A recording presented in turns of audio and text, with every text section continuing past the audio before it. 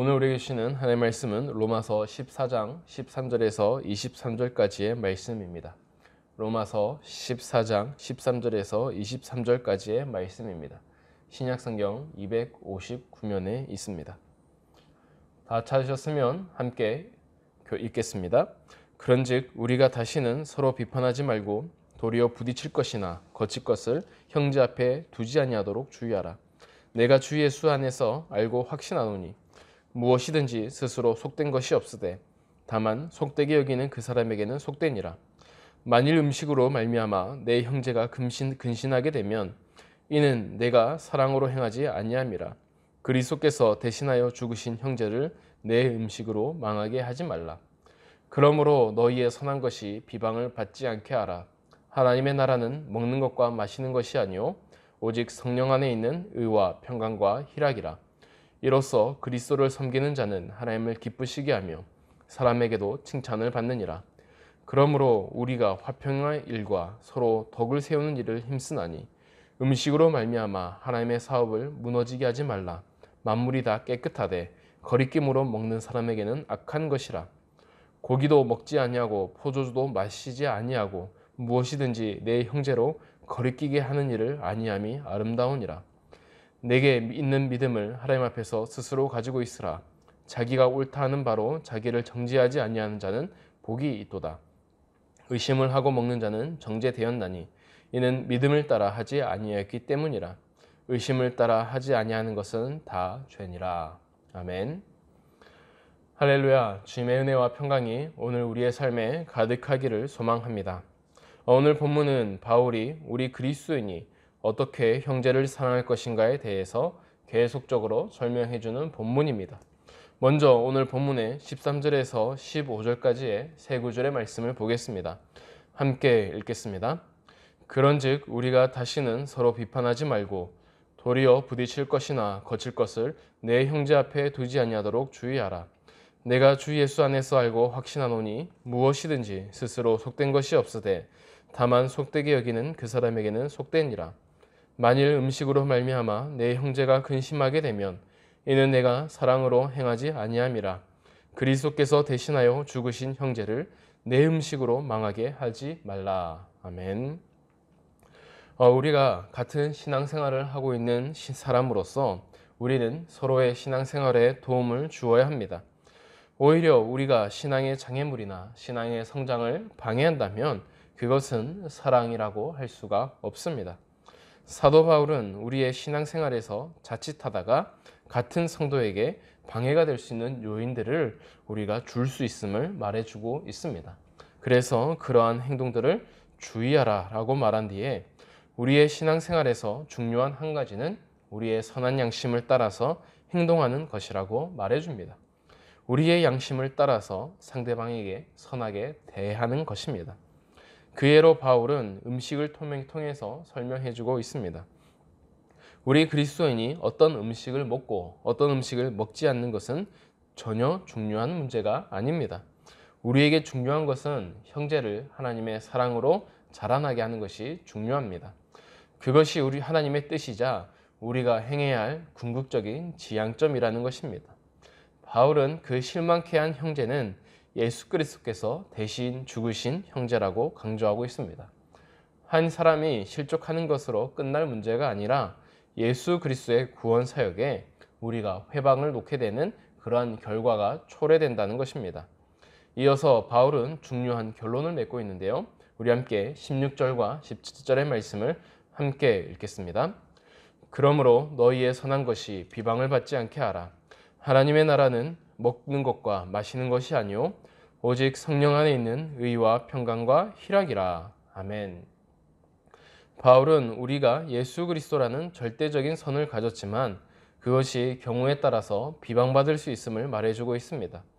왜냐하면 우리는 그 절대적인 진리를 우리의 일상생활에 나타내야 하는데 수많은 제약들이 따르기 때문입니다.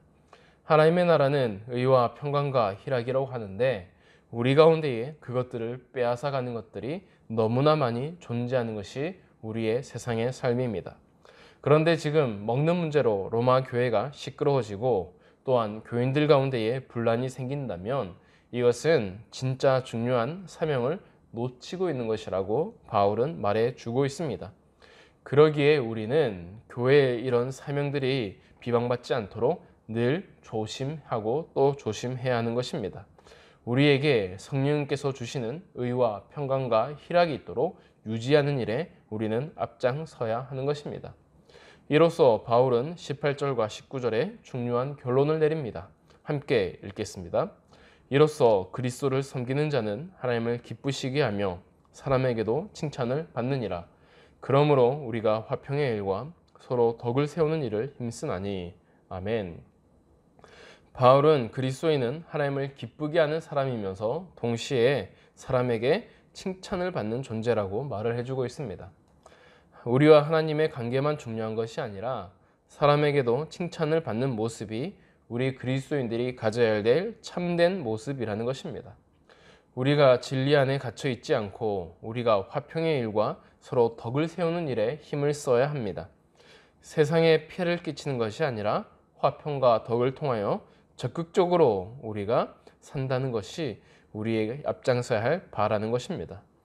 그래서 바울은 만약에 고기와 포도주가 하나님의 사람들로 바로 서지 못하게 막는다면 자신은 그것들을 먹거나 마시지 않겠다라고 말합니다. 먹거나 마시지 않는 것이 훨씬 중요한 것이라는 것입니다. 자신의 행동의 기준에 자신이 있는 것이 아니라 바로 함께 있는 사람들과 공동체의 기준에 맞춰서 나의 행동을 맞춰야 함을 바울은 설명해 주고 있는 것입니다. 이러한 바울의 해석은 우리가 교회 안에서 행동하고 교회 안에서 따라가는 규범이 무엇인지 곰곰이 생각해 보게 합니다. 우리는 교회 안에서 우리만의 룰과 방식이 있다라고 말합니다. 그리고 나의 신앙생활엔 나만의 방식이 있다라고 말합니다. 하지만 사도 바울은 나의 방식이 중요한 것이 아니라 우리와 함께하는 그 공동체와 우리와 함께하는 사람에 따라서 나의 방식이 달라져야 한다라고 맞추고 있습니다. 그 상대방의 방식에 맞추어야 하는 것입니다. 바울은 이어서 마지막으로 22절과 23절의 말씀에 그것을 정리를 해주는데요. 22절에서 23절의 말씀을 함께 읽겠습니다. 내게 있는 믿음을 하나님 앞에 스스로 가지고 있으라. 자기가 옳다 하는 바로 자기를 정죄하지 아니한 자는 복이 있도다. 의심하고 먹는 자는 정죄되었나니 이는 믿음을 따라하지 아니하였기 때문이라. 믿음을 따라하지 아니하는 것은 다 죄니라. 아멘. 바울은 마지막으로 나의 믿음을 하나님 앞에서 스스로 가지고만 있으라고 말해주고 있습니다. 스스로 가지고 있으란 말은 나의 믿음이라고 해서 다른 사람에게 강요하지 말라는 것입니다. 오히려 그것이 다른 사람과 자신의 믿음에 해를 끼칠 수 있게 됩니다. 나로 인해서 다른 사람이 의심을 하게 되고 또한 내 믿음이 손상하게 된다면 그것이 결국 죄로 연결되고 말기 때문입니다. 사람들은 결국 의심을 하면서 모든 일을 하게 될 것입니다. 그러다가 점차 우리 안에 행동의 규범이 아예 사라지게 될 것입니다. 바울은 그런 사실을 막으면서 우리가 믿음 따라 행하는 것이 중요한데 우리의 믿음은 바로 상대방에게 맞추는 것이라고 말해주고 있는 것입니다. 사랑하는 성도 여러분, 말씀의 결론을 맺도록 하겠습니다. 바울은 우리가 믿는 대로 신앙생활을 하는 것이 중요하다고 말해줍니다. 우리가 믿는 대로 우리의 생활이 나와야 되는 것은 당연한 것입니다. 그런데 그런 믿음에는 상대방을 위한 배려가 필요하다고 말해줍니다. 우리가 해야 할 것을 믿음을 가지고 화평과 덕을 세워야 되는 것이라고 말합니다. 우리는 믿음을 지킨다고 화평과 덕을 놓치는 그런 우를 범하면 안 됩니다. 그것은 바로 우리와 함께 하신 하나님을 높이는 것이고 또한 우리 형제를 살리는 방법이기도 합니다. 우리가 그리스도를 통하여 구원받은 형제를 구원받은 자매를 우리의 믿음대로 행하다가 그들의 신앙을 망친다면 우리는 떳떳한 신앙인이 아닐 것입니다. 오늘 하루 여러분 살아가시면서 하나님을 기쁘시게 하시고 그리고 사람에게도 칭찬받으시는 모습을 가지시기 바랍니다. 그래서 우리가 세상에 하나님의 평화와 하나님의 덕을 끼치는 일에 더욱 앞장서는 오늘 하루가 되기를 소망합니다. 이 시간 함께 기도하겠습니다. 사랑이 많으신 하나님 아버지, 우리가 추구해야 될 바는 하나님으로부터 오는 의와 평강과 희락이라고 말씀하셨습니다. 하나님, 우리 안에 그러한 의와 평강과 희락이 항상 넘치기를 간구합니다.